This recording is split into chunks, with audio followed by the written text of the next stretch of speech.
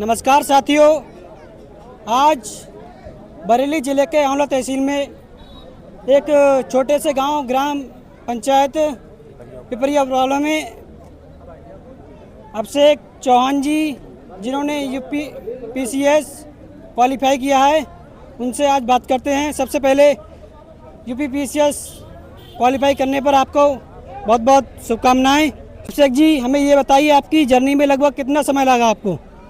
लगभग मैं पिछले 8 सालों से जो है तैयारी में लगा हुआ था, बट 2022 तक मैं यूपीएससी देता था, तो वहाँ पे उतनी सफलता मिली नहीं। तो फिर मुझे लगा यार यूपी पीसीएस करना चाहिए।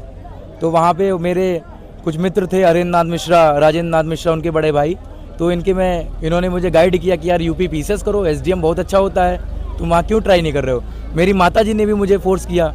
मैं पहले पीसीएस नहीं देता था, मुझे लगता था यार यूपीएससी करना है। तो मेरी माताजी ने मुझे बोला कि यार तुम क्यों नहीं कर रहे हो, पीसीएस करो, अच्छा होता है। फिर मैंने पीसीएस ट्राई किया, तो 2023 में मेरा प्रीलिम्स हो गया, मेरा मेंस हो गया, बट मैं इंटरव्यू में 6 नंबर से रह गया। तो बहुत दुख हुआ। फिर मैंने कहा नहीं, अब और अच्छे से करना है और अच्छे से लगना है। फिर मैंने 2024 में बहुत अच्छी तैयारी के साथ जो है शुरू किया, और आप सबके गांव वालों के आशीर्वाद से और माता जी के सहयोग से, मित्रों के सहयोग से आज मुझे जो है यूपी पीसीएस 2024 में जो है एआरटीओ की पोस्ट मिली है, रैंक 5 के साथ में। जी, जैसा कि अभिषेक जी ने बताया, उन्हें लगभग 8 साल लगे। तो मोटिवेशन मतलब किस व्यक्ति ने दिया? मतलब मेरा मोटिवेशन तो मेरा गांव था।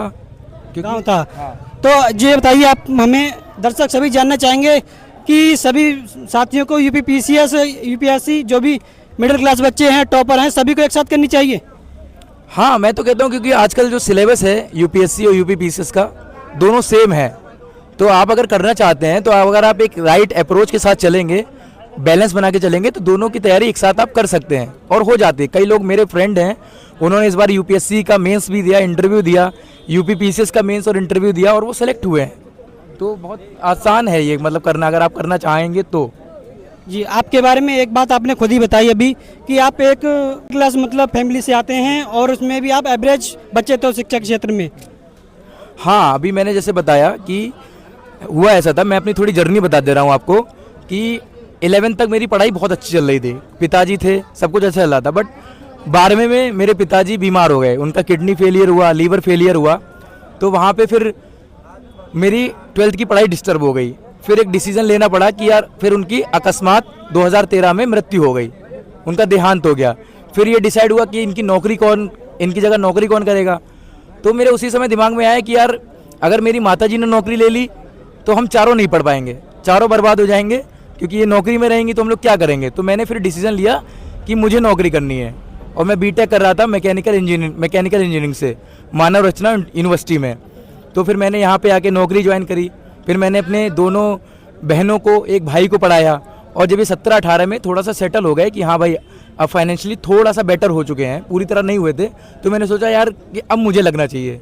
तो 2017 में मैं उस समय जॉब भी कर रहा था, मतलब 2024 तक मैंने कनिष्ठ सहायक के पद पर एग्रीकल्चर डिपार्टमेंट में 12 साल तक नौकरी करी है, और नौकरी के साथ मैंने ये तैयारी करी है, और उसी के साथ में ही मैंने क्वालिफाई किया है। जी, जैसा कि आपने अभी बताया था स्पीच देते हुए कि आपके जो आसपास के युवा हैं वो दिहाड़ी करने पानीपत चले जाते हैं, तो उनके जो बैकग्राउंड होता है वो थोड़ा कमज़ोर होता है, तो उन्हें दिहाड़ी करना नहीं चाहिए।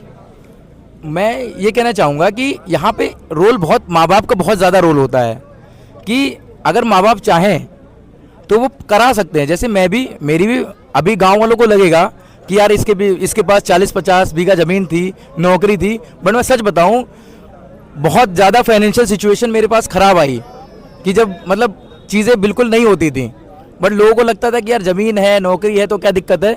बट मैं ही जानता हूँ कि इन 8-10 सालों में कितना मैंने संघर्ष किया है, और ये अतिशयोक्ति नहीं है, ये मैं बिल्कुल सत्य बता रहा हूँ कि फाइनेंशियली हम लोग बहुत मतलब टूट चुके थे, क्योंकि पिताजी के इलाज में 50-60 लाख रुपए लग गया, फिर बहनों को बीटेक कराया, उसमें पैसे लग गए, और हम लोग इतने कर्जे में आ चुके थे कि उससे निकलना बहुत मुश्किल हो रहा था।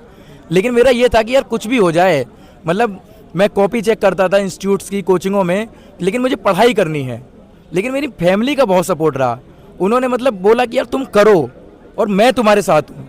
तो मैं वही कह रहा हूँ कि अगर आपके साथ सिचुएशन ख़राब है फाइनेंशियली, लेकिन अगर माँ बाप स्टैंड ले लें कि बच्चे को पढ़ाना है, चाहे मुझे मजदूरी करनी पड़े, तो ये कर सकते हैं।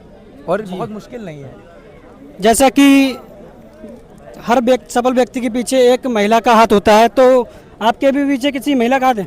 हाँ, मेरी माता जी, मतलब इनके बिना मैं शून्य हूँ, शून्य था और शून्य रहूँगा।